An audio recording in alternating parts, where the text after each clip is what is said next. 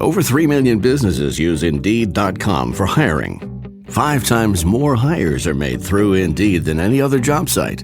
By creating the easiest, most effective hiring experience, we help businesses find great new people every day. Right now, we're giving new users a $50 credit to post a sponsored job on the world's #1 job site. Claim your $50 credit at Indeed.com/podcast. Terms and conditions apply. I don't know what you should do, Mike. I think I'd rather take a bullet in the head. I'd rather stick needles in my eyes. I don't know what to say. Felger and Mazz. The Beyond Dumb 2 to 6 show, right? Jackpot! 98.5, the Sports Hub. Coming up on 4:05 in the afternoon, Felger and Mazz, 98.5 on your FM dial, the Sports Hub, simulcast as always across New England and the country on CSN. We're at the Garden, where tonight the Bruins have the Rangers. Good game, and this is going to be their toughest game yet. Rangers are good. They are good, yeah. I like this matchup. Someone asked me yesterday here on the radio about how would you handicap their matchups. If they make the playoffs, how would you like their chances? And I said, if they win against Toronto or Ottawa, it's a pick. If they go against Montreal, I'd have Montreal as the favorite. Montreal should win. They're better. And I left out that whole other division because I think that whole other division kicks their ass. I think that Metropolitan Division poleaxes them no matter what the matchup is. This Rangers team, fast, relentless team. Good goaltending, obviously. Pittsburgh has it all over them. Washington wouldn't even be funny. Columbus. I like all those teams in that other division. I think if the Bruins, this is why it's so important that they finish second or third in their division and stay in their division because I just like their chance. I just think they match up better. They don't match up well against this team. This is going to be a real test for Cassidy. They had their proverbial wet fart game coming off of that long road trip, so hopefully they've woken up and shaken the cobwebs off because this is going to have to be their best game tonight to win. I mean, they've played them, I think, twice this year, and they've given up 10 goals. Oy. They've been outscored 10-4, I think, in the 2 games against the Rangers. Now, that was obviously with Claude as coach. So, but, this is a team a lot of people think are going to go to the finals. Okay, meanwhile, another young Bruins player talking about how he didn't have a good relationship with Claude Julien. I saw this. Yesterday it was Ryan Spooner. Today, or 2 days ago, it was Ryan Spooner. Today, it's Frankie Vetrano. He's on with Toucher and Rich this morning. Here's what he had to say. For me, I didn't have the best relationship with Claude, but that comes with time. And obviously now having Butch as head coach, I have a really good relationship. Having him last year for a year, so obviously Claude had his guys, and he trusted that the guys he's had for a while, which is something that you're going to understand, especially if he's got a good relationship with him. So I mean, at the end of the day, I didn't have the best relationship with him, but I think that he liked me as a player, and I like playing for him while I was here. Okay, once again, a player saying Claude had his guys, deferred to his guys, and Vetrano's not really throwing any bombs there, just saying, he didn't hate me as a player. It's just I wasn't one of his guys. If I could translate, I didn't have the best relationship with Claude, right? Claude obviously had his guys, and he trusted his guys that he's had for a while, which is something you can understand, he said. He's got a good relationship with them, but, Vetrano was not one of them. Is there a follow-up quote on that, Jimmy? What was it like when Claude didn't like you? I mean, I didn't really have to deal with that. I mean, it's obviously different. I wouldn't say he didn't like people. He didn't like Spooner. I know he didn't like Spooner, but and he didn't like Spooner. But what was it like? To be on the did he freeze you out, or was he did he not communicate? Did he put you in positions that you thought were not the best positions for you to thrive in? Yeah, obviously sometimes it's different when he has those other guys that are his guys in those spots, and I think there's a spot that you can be playing in. But then, like I said, it's just tough when he has those relationships with guys who've been there, and you think you prove yourself to play in some of those spots, but maybe it comes with seniority and all that stuff. But that's the kind of stuff that happens. Okay, on the face of it, that's a fair comment. It wasn't. First, I just wasn't one of his guys, and sometimes it's frustrating when you think you've proven yourself. But maybe it comes with seniority and all of that stuff. So it's not like he's taking a flamethrower to this thing. But it is yet another comment, another one. And we've gotten these have piled up now. From Tuukka Rask saying happy hockey, and Torrey Krug saying it's a different atmosphere now, and Spooner saying the old coach didn't like me and it's different now, and now Vetrano saying I didn't have the best relationship with the old coach, but it's different now. These comments have started to pile up. And remember, Vetrano, after the first or second game, was the one who said, well, we're out there playing, not afraid to make mistakes now. So I said this the other day when it came to Spooner, and I'll say it now. Enough, guys. Enough. We get it. We got it. We got it. We got it. And it turns out that guys like me on the outside who felt it was this way were right. We're right. Claude held some young guys back. He played favorites in the locker room. He deferred to veterans that were his guys at the expense of younger players who weren't his guys, and it hurt the team. That is the fact. We got it. The hockey media in this town either covered that up or decided not to cover it or didn't know about it or whatever. But you could see it from the outside, sitting 2 steps away. We could see it. Hockey writers couldn't. It's a fact. It happened. We got it. Now shut up. I'm done. Because I'll tell you why. Every time a player comes out and says this, they're blaming the coach. So, okay, Vetrano, okay, Spooner, you guys better play well because the guy that was holding you back is gone. And you're now playing happy hockey with the right coach. So there's no more excuses. And if I were them, I'd be careful because they're still not that good. The roster still has a lot of problems, and they still don't match up well against a lot of teams, including the one tonight. And if they get into this thing where they think that the coach is gone, we're all set, it was just the coach's fault, well, now it's on you. And if you don't perform, you look like a bunch of jackasses. So I'd pipe down. Enough. We got it. We understand. We understand the case now. And we sensed it before. Now we know. We got it. Enough. See, I told you, nothing drives me crazier than players who get a coach fired and then blame the coach. The coach gets fired because you didn't do your job. That's why the coach gets fired. Now, sometimes there are occasions where coaches, earn their way out. Don't get me wrong. I'm just telling you, though, that when I hear these two guys in particular, it feels to me like an unwillingness to look in the mirror and accept the reality. So, he had his veteran guys. No, what he's telling you is you have to earn it. Right? You have to earn it. You got to earn his trust. So there's part of that. But I think Claude did box some of these kids out. Yeah, maybe. And I think it hurt the team. So we got it now. We got it. It's on the record. Okay? That's what happened. It's lame, though. But it's really lame if you now don't perform. Now, if you don't perform, what am I led to think? Was it really the coach? Was it really the coach or was it you? So now it's on you. You keep opening your yapper like this, it's on you. You better play well. You better make the playoffs now. And I'm not so, it's silly. I think it's silly to talk about playoff matchups when I still think they're 50-50 to make the playoff. I'm more worried about them making the playoffs than once you get there. They just barely got, it's just recently they had to win 7 of 8 just to get in, just to now be above the line, finally, officially, with all the games in hand. It took 7 of 8. So, but that ain't no guarantee. Ottawa's got games in hand on you, or they're probably better than you, and you play them 3 times down the stretch. You lose all 3, or you go 1-2 against them, maybe you're out. So enough of looking back at the coach. You're free now. You have the right coach. They did the right thing. You're playing well. Enough. We got it. We all know. The only people who don't know and don't acknowledge it are the people who cover the team for whatever reason. They're still hanging on, but forget them. We all know now the fact and the truth of it. But every time you mention Claude, the pressure ramps up on you. If you start to suck again, you can't blame him. It's not because he's holding you back. It's you. So you better play well. Felger and Mazz, the Sports Hub. There are 5 times more hires made through Indeed.com than any other job site. Imagine a lottery that had 5 times more winners. A Sunday with 5 times more touchdowns. When you're hiring, it makes 5 times more sense to use Indeed. Right now, we're giving new users a $50 credit to post a sponsored job on the world's #1 job site. Claim your $50 credit at Indeed.com/podcast. Terms and conditions apply.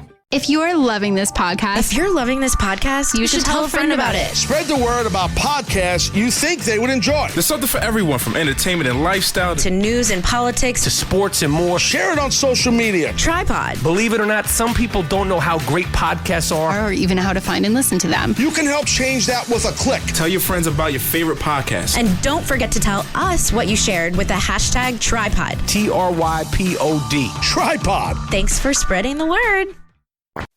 Felger and Mazz are on your phone with the radio.com app. Get off the internet! From 98.5, the Sports Hub. Back Felger and Massarotti from our Star Market broadcast studios at the TD Garden. Bruins Rangers tonight should be a good one. It was a great one last night. Celtics Cavs. That was a legit night of basketball. 2 good games in a row in this building. See if we can get a legit night of hockey tonight. Bruins and Rangers, again, I think in some respects this is going to be the toughest test yet for Bruce Cassidy and the Bruins, just given the Rangers' speed, experience, the whole thing. It's going to be a tough matchup tonight. Should be a good game. We'll see how the Bruins respond. And as promised, we are now joined by Bruins President Cam Neely, joining us here again from our studios at the Garden. How you doing, Cam? I'm good. You? Another day, another dollar. Can we go over some trade deadline stuff? Sure. Okay. I'm curious about Stafford. Did you call on Stafford? Was he someone that you targeted? Or is that someone that you guys knew was just out there and said, okay, I guess that'll make sense? Like, in other words, did they call you or did you call them? No, there was a list. We had our pro scouts in recently and started putting a list together of players that we talked about may be available. And then as the deadline approaches and you see where some of the teams are in the standings, you get a better idea of who's going to be selling and who may be buying. And so that was a target of yours. That's someone you had looked at. Yeah, as a potential guy that we could add if we were going to do that. Where does he slot into you? It remains to be seen what Bruce is going to do, but my guess is, probably start somewhere in the third line. Did you get any offers on your veterans? Did you get any real interest? And not that you entertained it. I'm just saying, did you get calls, people offering you packages for some of your older, more established players? No. You didn't. So you didn't get any action on Chara or those kind of guys? No. Last trade deadline question for me. If you had lost 7 of 8 versus winning 7 of 8 going into the deadline, and you had gotten calls on those guys, would you have listened to it? Well, you have to listen to everything. I think probably the reason teams weren't asking about certain players is because where we're at in the standings. And but yeah, different scenario. I'm sure teams would have been inquiring. But with different circumstances, would you have been prepared to sell? Well, it's hard to say. Obviously, if you're, if we were way out looking in, it would have been the prudent thing to do if the right deal came along. Can we jump back to Stafford for 1 second? Sure. How much of your targeting him came from experience you had against him when he was in the division? Because he had a couple of big games against you guys, right? Yeah, it's not just that. Obviously, you have a lot of opportunity to watch him. We got pro scouts, all over America watching the game. So. In North America, for that matter, watching all the pro games. So we got a pretty good book of work on a lot of players. All right, Cam. So just the way the team has played here in the last 8 games, what do you have been the biggest differences? I just think the way that we're playing. There's at times our puck management could be a little bit better, but overall, I like the way that we're playing. Getting the puck out of our zone a little bit quicker. The D is activated a little bit more. And from the tops of the circles down in the offensive zone, I find that we're attacking the net a little bit more. So how does that relate to the new coach? What was the directive there, and how is that different with Bruce versus Claude? Well, I think 2 different styles. Obviously we don't want to get away from playing good team defense. But I think we had to Bruce feels a little bit more. He was an offensive player when he played. He was an offensive defenseman, so he probably has a little bit more bend to the way he'd like to see the players play and the team play. So that started with the practices, a little bit more pace in practice, and some of the drills that he implemented were from the tops of the circles in the offensive zone. You mentioned the D being activated, right? Like. From the outside, it's the most striking thing. I think it's 26 points from you defensemen in the 8 or 9 games now or whatever it is. Yet I've heard people say, well, they had the same latitude to do that when Julian was here. Is that true? Or tactically is something changed, or are the players just responding differently to Cassidy? You follow me? Yeah, I do follow you. I think there's probably a different response. I know we do want them to be conscious of the defensive responsibilities, especially our D. But when there's an opportunity, they're taking the opportunity. I know Mazz had a follow-up on that as it relates to some of the young players. I'm not sure if you've heard what Spooner's had to say in the last couple of days, what Frankie Fagiano said today as well. Yeah, so some of these guys are just saying that basically, and I'm paraphrasing, that they didn't feel comfortable doing some of the things with Claude, right? And that, they didn't have good relationships with him or what have you. Do you hear any of that? A, do you think it's true? And B, is there a point where you say, all right, guys, enough? Like, let's not blame the past coach for everything. Yeah, I mean, Don and I talked about that today, actually, because we've heard what both Ryan and Frankie have said, and it is, quite frankly, enough.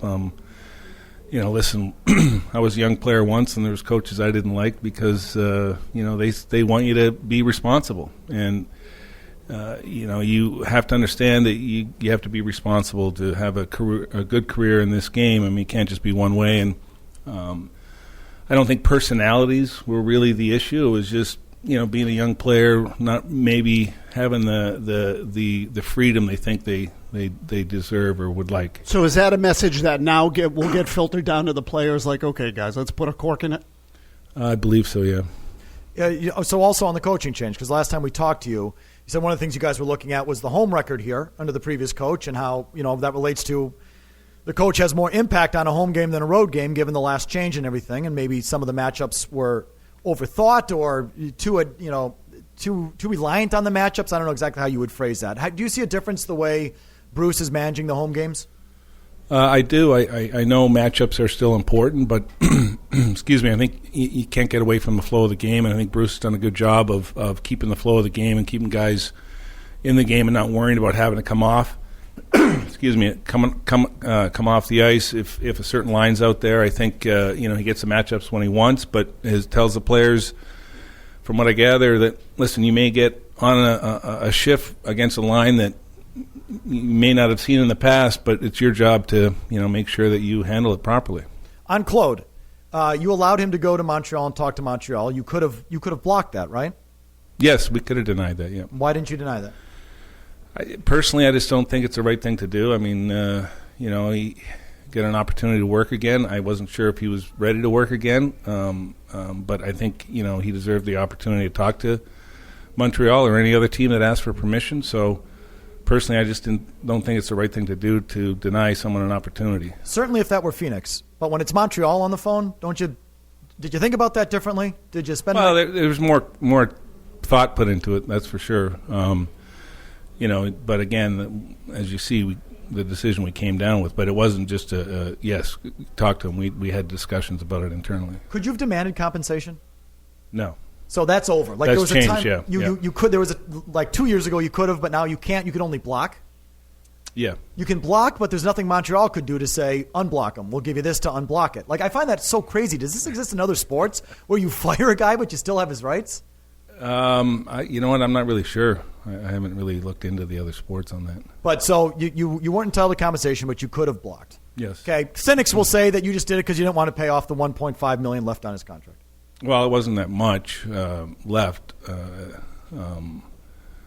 but that's not the case at all. There was never any mandate from ownership. That was strictly my decision to let Montreal talk to him. Do you want to face Claude in the playoffs, or do you want to just not have to deal with that? What do you want? I want to get into the playoffs. How's that? Good answer. Fair enough. Fair enough. Do you, and not to totally go back to that whole thing, but did you get a chance to talk to him at all directly after the decision to let him go? I did not, no. So what I was going to ask, honestly, and I don't know, maybe this got filtered through Don or whoever, but did you get any sense at the end that he was relieved? In other words, the question was always there, Cam, if only from us or for whoever. Sometimes at the end, a guy can say, you know what, thank God it's over, right? It's been there for a long time. Did you get any sense that there was that from his side? I'm not really sure. To be honest with you, I know it was challenging for him this year, but I can tell you this: he was as professional every day in and day out. Worked extremely hard to try and get our club to where we wanted to be. Cam, was any of your deadline moves or non-moves related to kids who could be coming from college? Do you have the door open for McAvoy or anyone else after the NCAAs are over? Well, we'll see who decides to come out, and we'll take it from there. I mean, that's the way it works. It starts with really I don't even know the rules on that. It's their decision if they're going to come out. So, you got to wait till the end of their seasons. But isn't that related to what you have for them? I mean, if you tell a guy, yeah, you can come up here and get minutes immediately as we go into the playoffs, doesn't that change their decision? Well, not necessarily. I mean, we did that with a player that we tried to get this offseason, a college player. And it didn't, and he Went back. Yeah. Okay. Okay, here's a hockey question for you. Why is the first game back from a road trip always so problematic? What's the story? Take us behind. Take us inside a little bit. What's?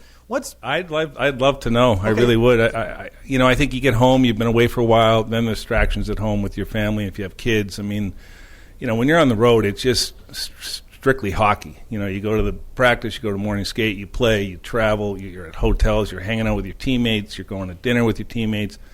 At home it's a lot different. There's the wake up and change the baby's diapers. Wake up. You got the to-do list. You got the to-do list. So I think that especially if it's a longer trip, you've been away for a while, and if you have kids, they miss you, and there's demands on your time a little bit more. The honey-do list. I've also heard it's like, you see the wife for the first time in a while, and fighters lose their legs, like that sort of thing. Oh, okay. So I don't know, but it feels like in all sports that's sort of a tricky spot for teams, and there's got to be a reason that we don't know, that we here on the outside don't know. I mean, that's all. That's what I can come from it is the fact that if you're married and kids, your time is different at home than it is on the road, especially if you've been away for a while. I don't know about the hockey world. Baseball players used to lose their legs on the road. So, just going back to the whole Cassidy thing quickly, did you foresee this kind of jump? It's been eye-popping, hasn't it? Have you had the same response that onlookers have had? Like, wow, we look like a different team. Well, to be honest with you, I felt we would look like a different team. I can't say that I would expect the record to be what it was. I didn't feel it was going to be any worse, and I anticipated it being better. So to me, this triggers two things. One, is there any part of you that says, oof, I wish we'd done it 2 weeks earlier. I wish we'd made the change a little earlier. Yeah, well, there's that, and then if things didn't go well, people will be saying, "Why did you do it?" Well, right. So I'm just weighing it against the result. Like, do you second guess yourself at all like that? But the other part of it is, and I know Sweeney touched on this the other day. Are we on the verge of having the interim tag lifted from Bruce Cassidy? Well, that's certainly something that Don has talked to me a little bit about. It's we want to see how things keep going. I mean, we're pretty happy with how things have played out so far, and we'll see what happens in the near future here. All right, Cam. Finally, when you look at it here, short term, long term, when you see the elite of the league and where you are, what separates you? As you continue to build this thing. Where do you have to make up the gap between maybe the Rangers are one of these teams, a real upper echelon top 5 team and where you are at? What are the differences? Well, I think right now our top 2 lines can compete with everybody. So it's just that bottom 6 that we'd like to improve. Maybe on the back end, those are areas where you look how deep teams are that have success. They can roll 4 lines and get production out of them and not get hurt by them and have 6 pretty good D that they feel pretty comfortable with. So, we're getting there. We're happy with how some of the guys have played recently and their game has had an uptick.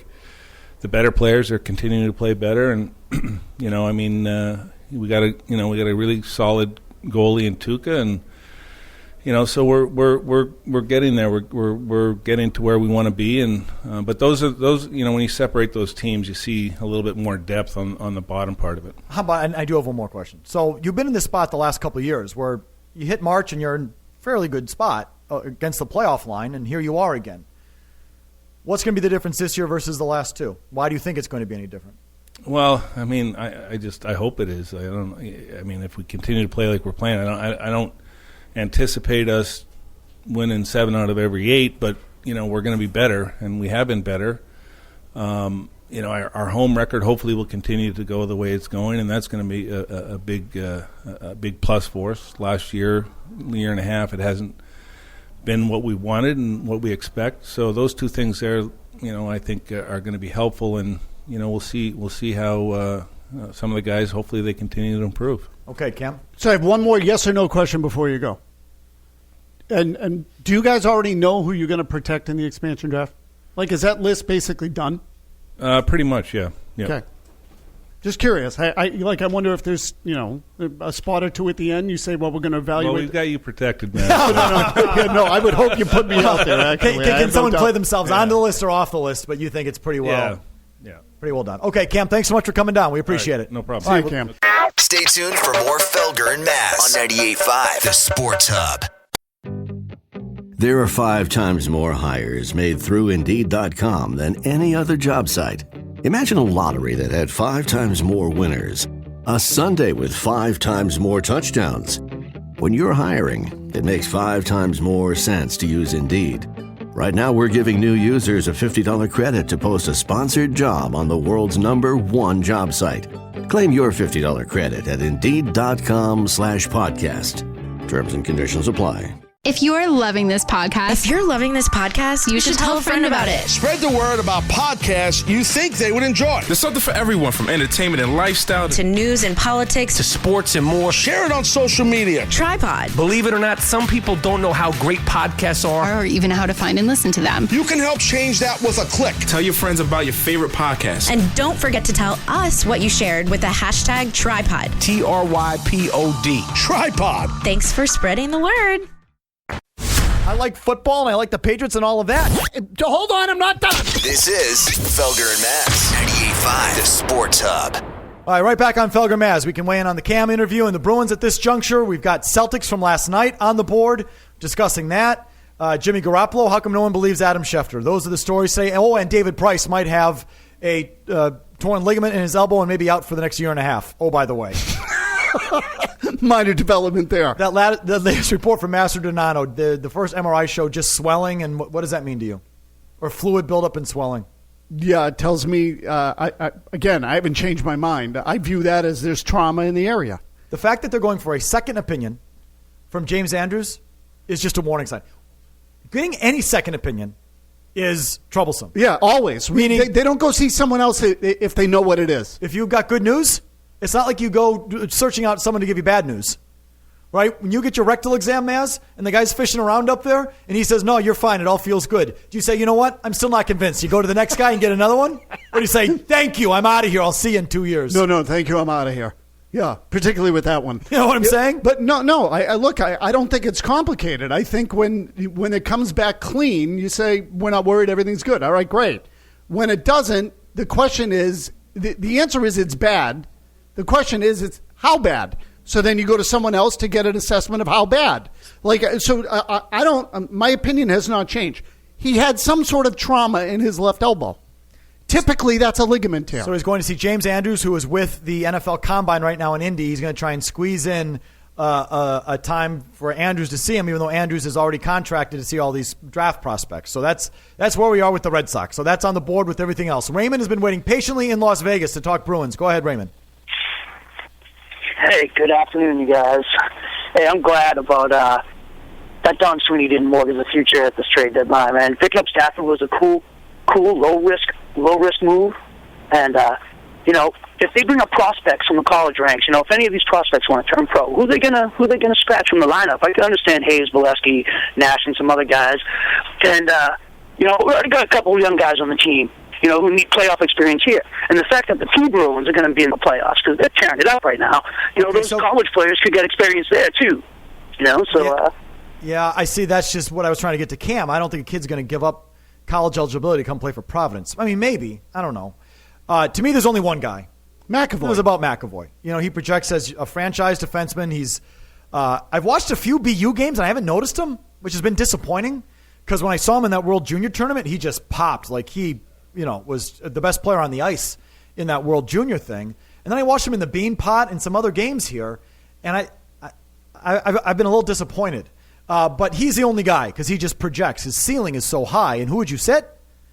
Adam McQuaid, Kevin Miller, name someone on that right side. It's got to be one of those guys. Yeah, it's got to be one of those guys. But maybe not. I mean, that's a tough pull. Maybe a forward can do it. You can spot him, but if you're one of the 6 defensemen, you're going to play 15 minutes and you're going to be out there. So that might be asking a lot. It's just something to consider. I mean, a lot of it's going to depend on how BU season goes, right? The Frozen Four is the final weekend of the regular season.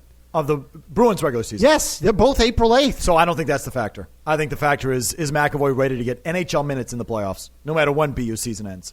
And if they say no, I that would make total sense since the kid is 19. Ryan in Burlington on David Price. What do you think, Ryan? Hey, what's going on, guys? I saw a lot last year with, obviously Price's velocity dropped a lot from past years. I didn't know if, maybe that triggered the elbow this spring. But on looking at a stat from Chris Sale, his velocity dropped from 95 miles per hour in 2015 and was down to 92 last year. He does throw from that weird arm angle and is a 200-inning guy. Does his UCL kind of scare you guys, too, going down the stretch maybe this year, next year? UCL? You watch his delivery? Oh, yeah. You wonder how his arm doesn't snap in half. I mean, they've had a few of these guys in the last couple of years. Carson Smith's one, Thornburg's one, this guy's another one at Sale. And so, yes, I worry. The only thing is, with Price, the velocity was a signal, right? It wasn't a result of, you know what I mean? Like well, who knows? Well, the caller said, "Do you think that this maybe there was fraying in the Well, right. I'm saying though the fraying caused the loss of velocity. He made it sound like the loss of velocity caused the injury. Oh, I see. No, and it's obviously it's the other way around.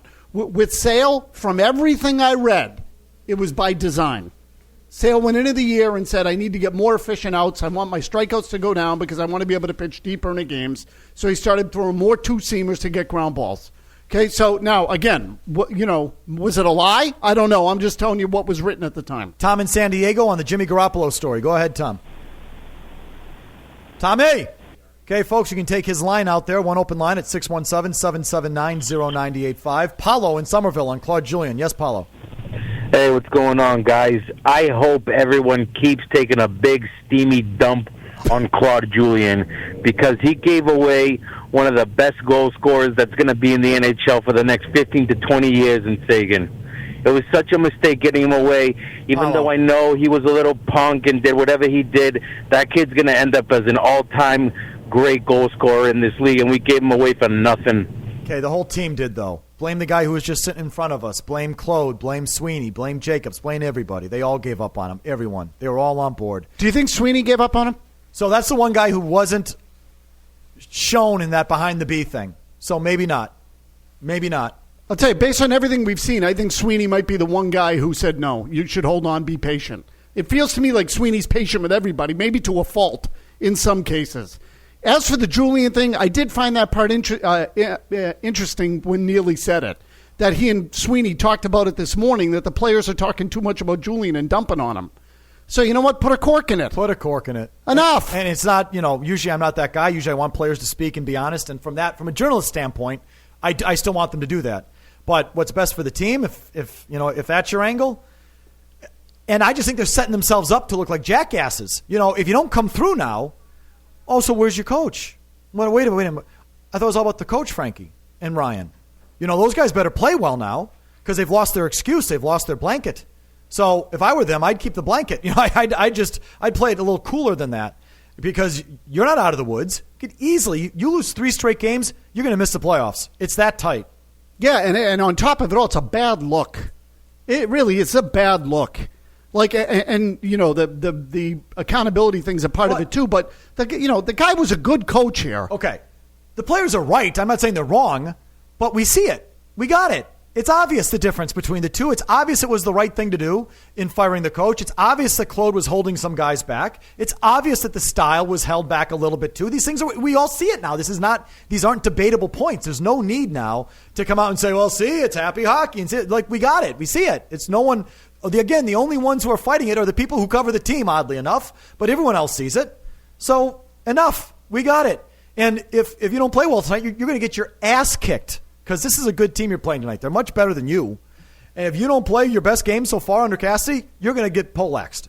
Long commercial-free segment is next, in which we ask, how come no one believes Adam Schefter? And how come Mazz won't give the Celtics any credit after their best win of the year? Why is that? That's right after these words. Felger and Mazz. Felger and Mazz. Over 3 million businesses use Indeed.com for hiring. 5 times more hires are made through Indeed than any other job site.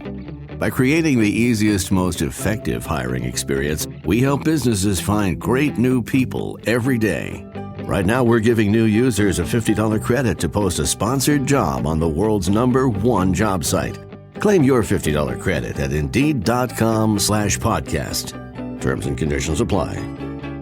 If you're loving this podcast, you should tell a friend about it. Spread the word about podcasts you think they would enjoy. There's something for everyone from entertainment and lifestyle To news and politics. To sports and more. Share it on social media. Tripod. Believe it or not, some people don't know how great podcasts are. Or even how to find and listen to them. You can help change that with a click. Tell your friends about your favorite podcast. And don't forget to tell us what you shared with the hashtag Tripod. TRYPOD. Tripod. Thanks for spreading the word. We want to appeal to your ears. Blood force drive, it'll run it right down their throat. This is Felger and Mazz on 98.5, the Sports Hub. Here's Marcus Smart hitting a three. Yeah, he's involved. He's engaged in this game. Jaylen Brown for three. Tell you what, Jaylen Brown is not afraid to launch. Never was. Jaylen Brown with 6 points and 7 rebounds off the Boston bench. Jay Crowder open three. Got it. Woo. Great little pass in. Isaiah figures right now maybe he's just going to be a decoy. Oh, Jay Crowder's hit some big shots late tonight. 93-92. Open, Avery, three. Got it. Get in the middle. Let the defense collapse and look for the shooters on the outside. It isn't always your time. Sometimes it's your time to pass. Isaiah comes to get it. He has a step, launches a three, and drills it. Wow. With the money on the table and the money man in the front row, Isaiah gives the Celtics the lead. Woo, little fella. Get in this house right now and stop spanking those kids. Woo. We here at the Sports Hub do not endorse or condone any sentiments put forth by Cedric Maxwell vis-a-vis child abuse last night in the Celtics win over the Cleveland Cavaliers. That's a new expression. I haven't heard that one yet. No, me neither. I'm still get inside the house and start spanking the kids? I still don't know what it means. But I think he meant start spanking the lady, but he tried to tame it down a little bit by saying the kids. But I don't know. I think he'd rather spank the lady. Ah, gotcha. Either way, I don't know. I'm not going to speak for Max. But great win for the Celtics last night. You can give him some credit? Yeah, I give him credit for the win. I'm just telling you that I don't know that it has any long-term ramifications. That's all. I mean, they beat Golden State at Golden State last year, didn't they? Yes, they did. And what did that do for him? It's just another step. And I think, here's my opinion. See, you bought into that Golden State win last year. Yep, and now a year later he's been duped again, Tony. I'm not buying in, but I'm just telling you they needed that. That was an important win for them. Because they had gone through this year here, and they were trending to this territory where you call them sort of a fraud team, where they were, 0-2 against Cleveland, 1-2 against Toronto, 0-2 against San Antonio, 0-1 against Golden State. All the good teams, they were 1-8 in the 9 games against the top 4 teams in the league. Right, and if they beat any of those 4 teams in a playoff series, I'll be surprised. Of course you will, but all I'm saying is that you don't want to go through the whole season like that. And so I think they were due for a win like that. I think they needed a win like that. I think there was a lot of edginess and uncertainty after the trade deadline, and Danny didn't do anything. And then they get poleaxed in Toronto. They blow that big lead in Toronto and and it sort of really accentuated the trade deadline. Then they got totally punked by Atlanta. Might have been the worst game of the year. At home. And so they're in this spot. And now that was a legit win. That was not lucky. And I don't want to hear about Kevin Love being out. I don't want to hear about them trying to work in Deron Williams. That was pretty much a fully loaded Cleveland team giving you everything they had. And they played well. Cleveland didn't play poorly.